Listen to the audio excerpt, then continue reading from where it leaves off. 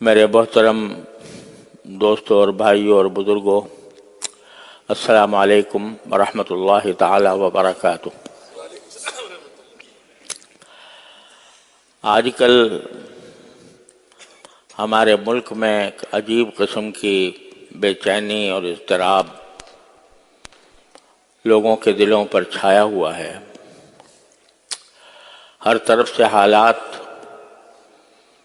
بڑے تشویشناک نظر آتے ہیں۔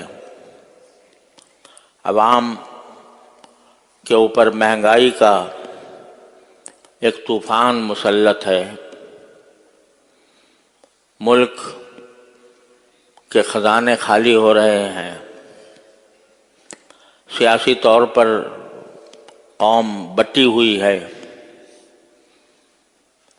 عدم استحکام سیاسی طور کے اوپر بھی ہے، معاشی اعتبار سے بھی ہے۔ ایک ہنگامہ برپا ہے، سیاسی سطح پر ایک ہنگامہ برپا ہے۔ ملک کا خزانہ خالی ہو رہا ہے اور ہم غیروں سے قرضے لینے کے، سودی قرضے لینے کے ابوال میں مبتلا ہیں اور لوگوں کو اپنا مستقبل بڑا مخدوش نظر آتا ہے۔ عام آدمی کی مشکلات کئی گنا بڑھ چکی ہیں۔ لوگوں کے لیے اپنے گھر کا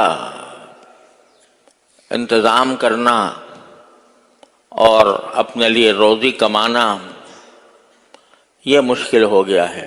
بے روزگاری کا بھی ایک عظیم فتنہ ہے جو پورے ملک کے اوپر مسلط ہے۔ ایسے حالات میں ایک عام آدمی کیا کرے؟ عام آدمی کے ہاتھ میں نہ سلطنت ہے، نہ حکومت ہے، نہ اقتدار ہے، نہ اس کے پاس وسائل ہیں کہ وہ ان حالات کو درست کر سکے۔ تو جب اس قسم کے حالات پیدا ہو جائیں، جب ایک انسان کے لیے ملک کی بہتری کا کوئی وسیلہ موجود نہ رہے، تو اللہ تبارک و تعالیٰ نے سورہ مائدہ کی اس آیت میں جو میں نے آپ کے سامنے ابھی پڑھی ہے، ایک نسخہ بتایا۔ وہ نسخہ بہت زیادہ مشکل نہیں ہے، لیکن اس پر عمل کر کے اگر ہم اہتمام کریں اور اس پر عمل کرنے کی اہمیت دل میں پیدا کریں، تو یہی نسخہ بالآخر ملک کی اور قوم کی اور ملت کی مجموعی بہتری کی طرف لے جا سکتا ہے۔ اگر آپ اور ہم مجلسوں میں بیٹھ کر حالات کا شکوہ کریں اور کہیں بھائی بہت برے حالات ہیں، بہت برے حالات ہیں، مہنگائی اس طرح بڑھ گئی ہے، سیاسی لڑائیاں اس طرح ہو رہی ہیں، حکومت اس طرح ناکام ہو رہی ہے اور عوام اس طرح پس رہے ہیں، اور کون کیا کر رہا ہے اس پر تبصرے ہم اپنی مجلسوں میں کرتے رہے ہیں، تو اس سے کیا حاصل؟ اس سے حالات بدل نہیں سکتے۔ اگر ہم اپنی مجلسوں کو ان تبصروں سے آباد رکھیں اور برائی کا شکوہ کرتے رہیں، تو اس سے کوئی حالات میں کوئی تبدیلی نہیں آ سکتی۔ لیکن ایک کام ہے جو ہر آدمی کے کرنے کا ہے، ہر مسلمان کے کرنے کا ہے، وہ اللہ تبارک و تعالی نے اس آیت کریمہ میں بیان فرمایا، اور وہ بڑا منطقی اور بڑا عقلی اور بڑا حکیمانہ طریقہ ہے جو اللہ تبارک و تعالی نے اس آیت کریمہ میں بیان فرمایا۔ وہ یہ ہے کہ بھائی تم دوسروں کو خرابی سے روکنے کی تمہارے اندر طاقت نہیں ہے. اگر کوئی دوسرا آدمی ملک کی تباہی کا کام کر رہا ہے تو آپ کے پاس طاقت نہیں ہے کہ اس کا ہاتھ پکڑ لیں. لیکن ایک کام آپ کے اپنے بس میں ہے، اس کی طرف توجہ دو. وہ کیا ہے؟ وہ یہ کہ تم خود اپنے آپ کی طرف دیکھ کر، اپنے حالات کا جائزہ لے کر، جہاں جہاں تم اپنی زندگی میں غلطی کر رہے ہو، کم از کم اپنے آپ کو اس غلطی سے بچا لو. آج اگر ہم یہاں 1500 آدمی موجود ہیں اور ہم میں سے ہر ایک یہ تہیہ کر لے کہ میں اپنے آپ کو ٹھیک کروں گا، یعنی میرے اندر جو غلطیاں پائی جا رہی ہیں ان کی اصلاح کروں گا، ان کو درست کروں گا. اگر یہ 1000 آدمی یا 2000 آدمی جو بھی ہیں، وہ اگر یہ تہیہ کر کے اپنی اصلاح کی طرف لگ جائیں تو 1000-2000 آدمی ٹھیک ہو گئے. اور اگر ہر مسجد سے، ہر ممبر سے، ہر علاقے سے یہ پیغام ساری دنیا کو پہنچایا جائے کہ بھائی تم دوسروں کی فکر چھوڑو اور اپنی فکر کرو، اپنے حالات کو درست کرو، تو اللہ تبارک و تعالیٰ کے بتائے ہوئے اس حکم کے نتیجے میں رفتہ رفتہ معاشرے کے حالات درست ہوتے چلے جائیں گے. آج ہم جس مصیبت کا شکار ہیں وہ یہ ہے کہ ہمارا معاشرہ حرام خوری میں مبتلا ہے. سب سے بڑا وبال ہم پر جو آیا ہوا ہے وہ حرام خوری کی وجہ سے آیا ہوا ہے. رشوت کرپشن کے آپ ہر روز نام سنتے ہیں، اخبارات میں آتے ہیں، میڈیا کے اوپر آتے ہیں، اور یہ ایک حقیقت بھی ہے کہ ہمیں جو تباہ کیا ہے وہ در حقیقت حرام خوری نے تباہ کیا. اور ہر آدمی کو اپنا یہ جائزہ لینا چاہیے کہ میں جو کچھ کر رہا ہوں اس میں کہیں کسی حرام خوری کا دخل تو نہیں ہے. یعنی یہ دیکھو انسان کی روحانی اور نفسانی اصلاح کے لیے سب سے اہم بات یہ ہے کہ اس کے پیٹ میں جو لقمہ جا رہا ہے وہ حلال کا ہو. اگر وہ لقمہ جو میں کھا رہا ہوں اگر اس میں کسی حرام کی آمیزش ہے، حرام کی ملاوٹ ہے، تو وہ لقمے جا کر وہ میرے جسم کی جو پرورش کرے گا وہ پرورش کا ایک حصہ حرام کی پرورش ہوگی. اور اسی لیے حدیث پاک میں حضور نبی کریم سرورت عالم صلی اللہ علیہ وسلم نے ارشاد فرمایا کہ لحم نبت من سحت فالنار اولا به او کما قال صلی اللہ علیہ وسلم، کہ انسان کے جسم کا جو گوشت کسی حرام کھانے کی وجہ سے اگا ہے وہ جہنم کا حصہ ہے، جہنم اس کی زیادہ مستحق ہے. یعنی وہ جسم کا وہ حصہ، گوشت کا وہ حصہ جو کسی گناہ کے اور حرام کھانے کے نتیجے میں جسم پر اگا، وہ جہنم اس کی زیادہ مستحق ہے، جہنم اس کو پکڑ لے گی. ایک لقمہ فرمایا، کوئی لقمہ جو حرام طریقے سے حاصل کیا گیا ہو اور اس سے جسم پر گوشت اگا ہو تو وہ جہنمی ہے وہ حصہ، اللہ بچائے. لہذا یہ اس وقت جو ہمیں سب سے بڑی ضرورت ہے وہ در حقیقت حرام خوری سے بچنے کی ہے.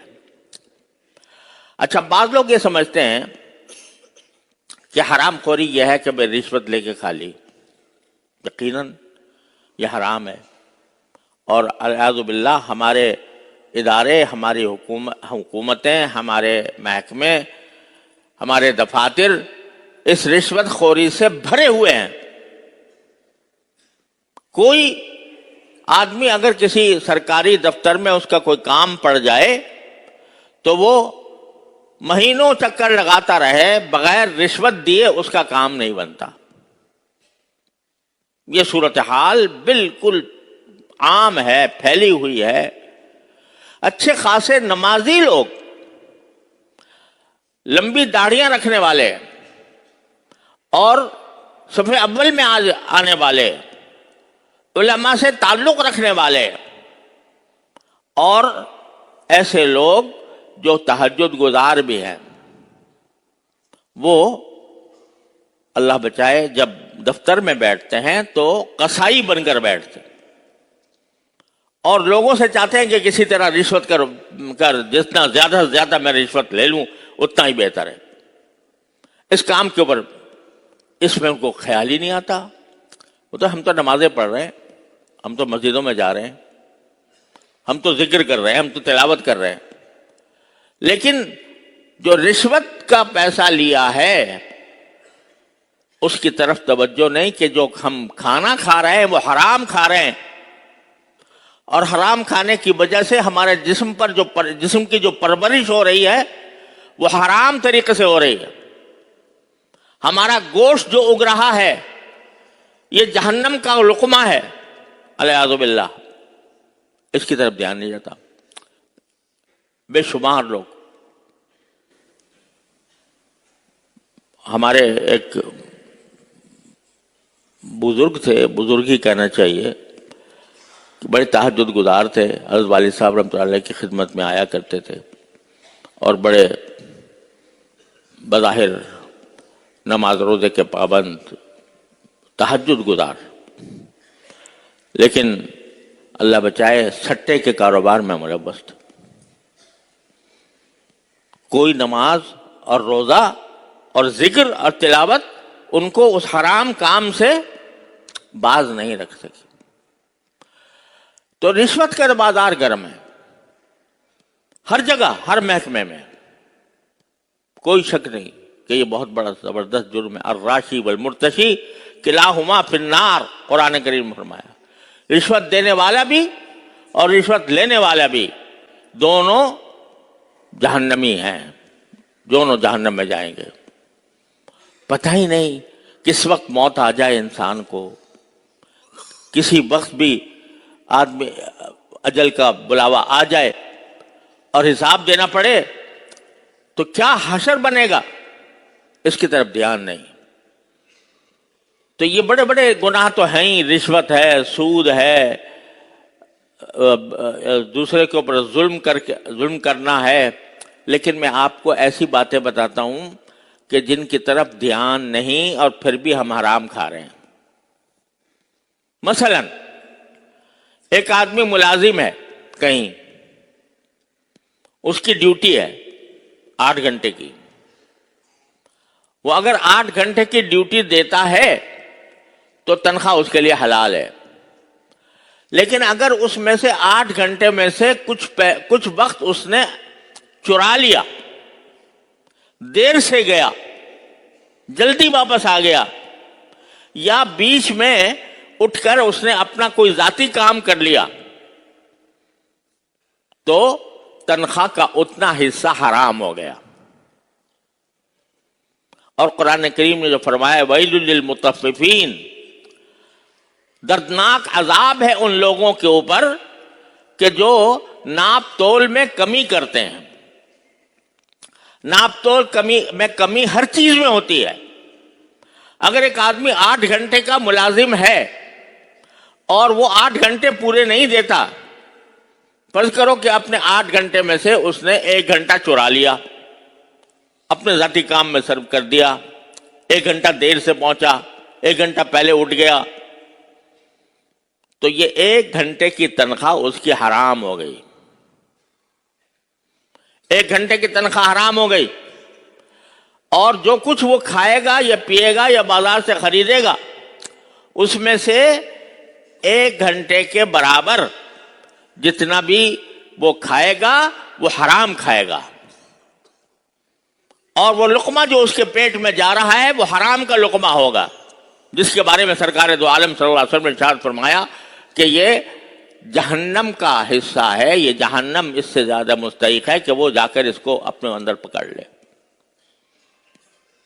اب اندازہ لگائیے، اب ہر شخص اپنے گریبان میں منہ ڈال کر دیکھے، اگر وہ کہیں ملازم ہے، کسی جگہ نوکری کر رہا ہے، کیا واقعتاً وہ اپنا فرض دیانتداری کے ساتھ ادا کر رہا ہے؟ کیا وہ وقت پورا دیتا ہے؟ اگر پورا نہیں دیتا، اس میں سے کوئی وقت چوری کرتا ہے تو اتنی تنخواہ اس کی حرام ہے، اور جو کھانا وہ خریدے گا، کھانے کی چیزیں خریدے گا، اس میں حرام شامل ہو گیا، اس منہ میں جو لقمہ جائے گا اس لقمے میں حرام شامل ہو گیا۔ تو ساری دنیا کی تباہی تمہارے ذمہ داری نہیں ہے۔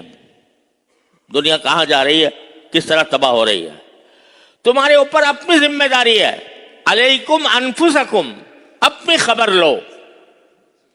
جہاں کہیں ایسا ہو کہ کوئی شخص اس طرح چوری کر رہا ہو وقت کی، تو یہ چوری اس کے لیے حرام خوری کا ذریعہ بن گئی۔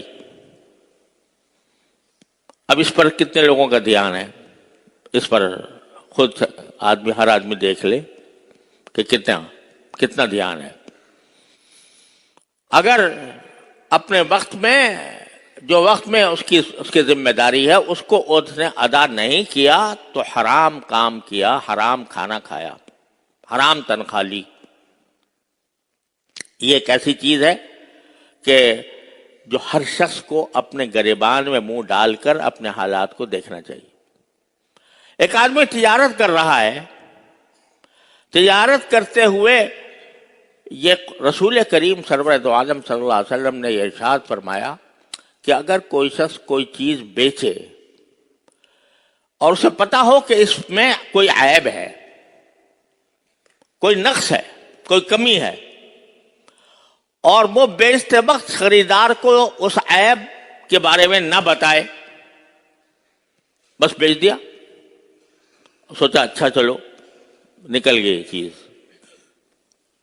آنکھوں پر دھول ڈال کر کوئی چیز بیچ دی، تو رسول کریم سرورت عالم صلی اللہ علیہ وسلم فرماتے ہیں جس نے کوئی شخص عیبدار چیز بیچی جانتے بوجھتے اور خریدار کو نہ بتایا، لم یزل فی مقت اللہ، وہ ساری زندگی اللہ کے غضب میں رہے گا۔ لم یزل فی مقت اللہ، لم یزل کا لفظ ہے کہ اللہ کا غضب اس کے اوپر مستقل رہے گا زندگی بھر، کہ اس نے ایک عیبدار چیز بغیر اس عیب کو بتائے فروخت کر کے دھوکہ دیا۔ یہ حرام کام کیا، حرام کام کیا، اس کی وجہ سے جو پیسے لیے اس پیسے میں حرام مل گیا، اور اس پیسے سے جو خریدے گا سامان اور جو رزق کھائے گا اس میں حرام کی آمیزش ہو گئی، اور وہ جو لقمہ کھا رہا ہے اس کا ایک حصہ حرام ہو گیا۔ کتنے ارشادات ہیں نبی کریم سرور دو عالم صلی اللہ علیہ وسلم کے اس بات پر کہ حلال کھانے کے لیے کا اہتمام کرو، حرام سے بچو۔ یہ جو باہر سے چیزیں آتی ہیں، اللہ کا شکر ہے ہمارے ملک میں اتنی زیادہ نہیں ہیں، لیکن عرب ممالک کے اندر پھیلی ہوئی ہیں۔ گوشت آتا ہے باہر سے، نیوزی لینڈ سے آتا ہے، آسٹریلیا سے آتا ہے، امریکہ سے آتا ہے، اور وہ صحیح طریقے سے حلال کیا گیا نہیں کیا گیا کچھ پتہ نہیں چلتا، لیکن لوگ مزے سے کھا رہے ہیں۔ اور خود ہمارے ہاں بھی بعض قسم کے ایسے گوشت چل پڑے ہیں کہ جن کے بارے میں کم از کم شک ہے کہ یہ واقعتاً صحیح طریقے سے ذبح کیے ہوئے تھے یا نہیں تھے۔ تو آدمی کو حلال و حرام کی فکر، یہ ایک مسلمان کا پہلا کام ہے کہ جو چیز میں لے رہا ہوں، جو کھانا میں کھا رہا ہوں، جو پانی میں پی رہا ہوں، اس میں کوئی حرام چیز شامل تو نہیں ہے. لیکن اللہ بچائے یہ فکر مٹ گئی ہے. یہ جو آج کل ایک سلسلہ ہے پرائز بانڈ کا، پرائز بانڈ انعامی بانڈ ہوتے ہیں. یہ اصل میں حکومت قرضے لیتی ہے عوام سے، اور اس کے قرضے کی دستاویز کے طور پر ایک بانڈ جاری کر دیتی ہے، اور اس کے اوپر قرآن اندازی کے ذریعے وقتاً فوقتاً انعامات نکلتے ہیں. بعض اوقات ایک شخص نے مثلاً 1000 روپے کا بانڈ لیا تھا، یعنی 1000 روپے اس نے دیے تھے حکومت کو قرض، 1000 کا بانڈ دے دیا گیا گورنمنٹ کی طرف سے. پھر کچھ دیر کے بعد قرآن اندازی ہوگی تو اس کے بعد اوقات اگر اس کا نمبر نکل آیا تو وہ بعض اوقات لاکھوں روپے اس کو مل جاتے ہیں اس 1000 کے عوض میں جو اس نے لیے تھے. اب یہ سراسر سود اور قمار، اور لوگ آرام سے پرائز بانڈ لے رہے ہیں اور کھا رہے ہیں اور انعامات لے رہے ہیں.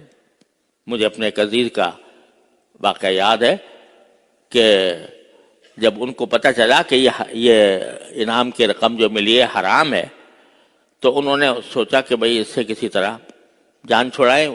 جب کوئی حرام انسان کے پاس آ جائے، کوئی حرام روپیہ آ جائے، حرام پیسے آ جائیں، تو شریعت کا حکم یہ ہے کہ اس کو صدقہ کر دو، بغیر نیت ثواب کے صدقہ کر دو.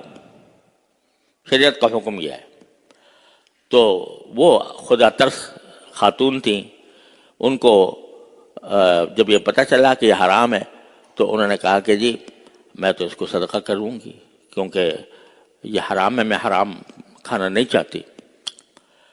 ان کے ایک عزیز نے کہا کہ پاگل ہو رہی ہو، 1,00,000 روپے اس زمانے میں 1,00,000 روپے بڑی چیز ہوتی تھی، وہ تمہیں مل رہے ہیں اور تم اس طرح کر رہی ہو. لو مجھے دے دو، یہ پرائز بانڈ مجھے دے دو، پرائز بانڈ مجھے دے دو، میں کھاؤں گا اس کو، میں لے لوں گا. یعنی اس کو یہ سمجھ رہا ہے کہ بھئی یہ ایک بہت بڑی نعمت عظمیٰ حاصل ہو گئی ہے، اور اس کے بارے میں یہ تصور کہ یہ حلال ہے یا حرام ہے اس کا خیال ہی نہیں. اعوذ باللہ. جیسے کوئی کہے کہ جی یہ کوئی گندگی پاخانہ جو ہے وہ کوئی پھینکنا چاہ رہا ہے تو وہ کہتا ہے کہ نہیں لاؤ مجھے دے دو، میں کھا لوں گا. اعوذ باللہ العظیم. تو یہ حرام چیزیں، حرام مال ہے جو کہ جس کی مختلف صورتیں ہمارے زندگی میں شامل ہو گئی ہیں. تو بینک میں اکاؤنٹ کھولا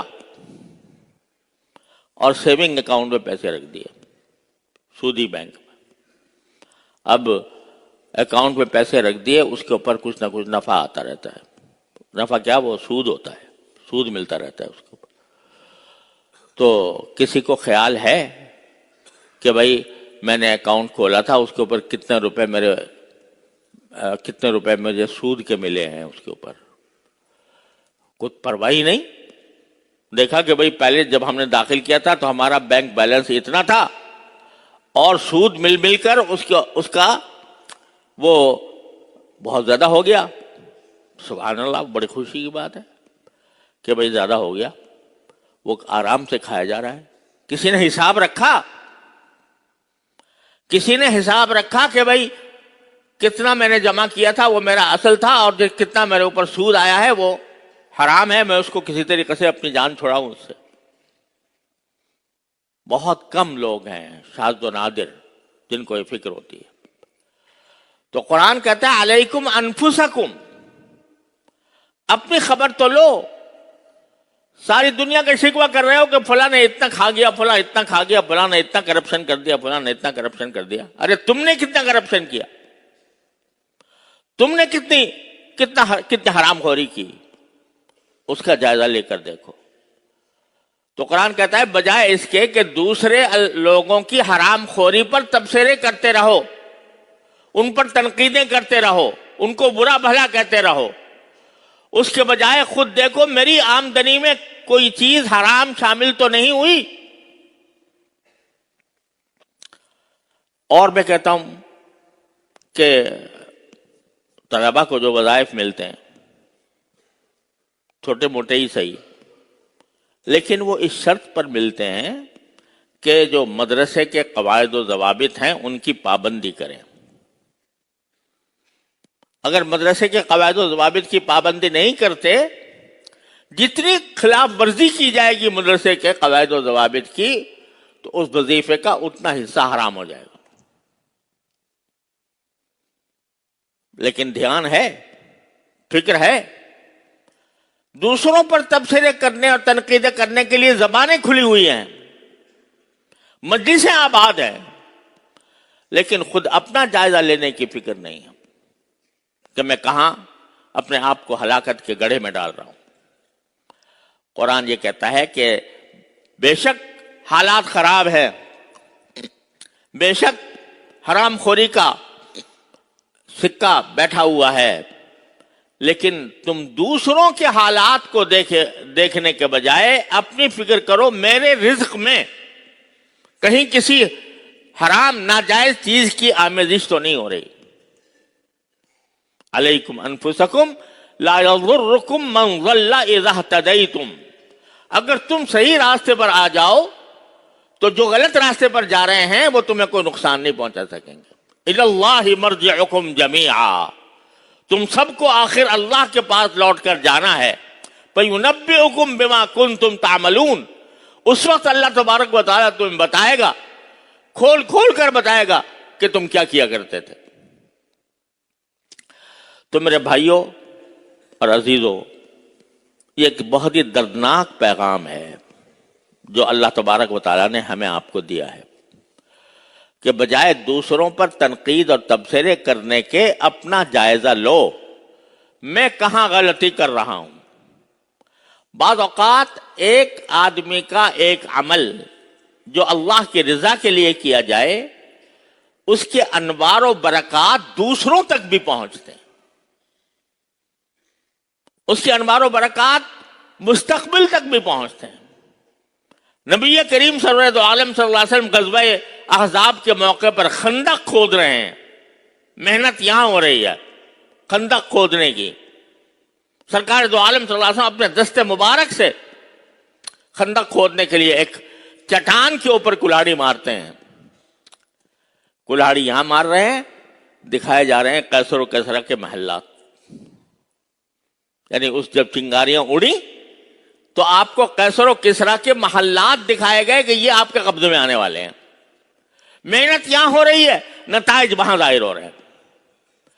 تو اگر کوئی بندہ اخلاص کے ساتھ اللہ تعالیٰ کی رضا کی خاطر کوئی نیک عمل کرتا ہے اور اپنی اصلاح کرنے کی فکر کرتا ہے، تو یہ نہ سمجھنا کہ وہ صرف ایک ذات کی حد تک محدود رہے گا. انشاءاللہ اس کے اثرات دیر پا ہوں گے، اس کے اثرات مستقبل پر اثر انداز ہوں گے. یہاں جب آپ خندق کھود رہے تھے، اس کے کم از کم بھی 15-20 سال کے بعد قیصر و کسریٰ کے محلات فتح ہوئے. اس وقت تو کھانے کو پیٹ بھرنے کو روٹی بھی نہیں تھی، آپ نے پیٹ پر پتھر باندھا ہوا تھا. لیکن 20 سال کے بعد اس کے اثرات ظاہر ہوئے. تو میرے بھائیوں، اس کو مایوس ہونے کے بجائے اور مایوسی پھیلانے کے بجائے اس طرف متوجہ ہو ہر انسان کہ میرے کرنے کا جتنا کام ہے اس کو میں ٹھیک انجام دے دوں اللہ تعالیٰ کی رضا کی خاطر، اخلاص کے ساتھ، صدق کے ساتھ. تو کچھ بعید نہیں ہے کہ اللہ تبارک و تعالیٰ ہمارے حالات تبدیل فرما دیں.